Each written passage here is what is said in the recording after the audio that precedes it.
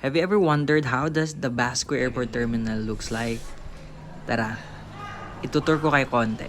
Ang Basco Airport ay isa siguro sa may pinakamaliit na airport dito sa Pilipinas dahil nga short yung runway niya because of the landscape of the island. So when you get down from the airplane, ito ang sasalubong sa'yo, a very touch of Batanes. Ito ang arrival area ng Philippine Airlines. At dito naman sa kabila ang waiting area for departure. At the moment, dalawang airlines lang ang nag-ooperate dito sa Batanes for tourists at isa doon ng Philippine Airlines at Sky Pasada. Lounge. Sa pagkakataong ito, delayed ang flight ng Philippine Airlines pati rin ang aming sasakyan na Sky Pasada. Dahil nga, masama rin ang panahon ng araw na yon. Sa labas ng departure at arrival area, ito naman ang tinatawag nating food court.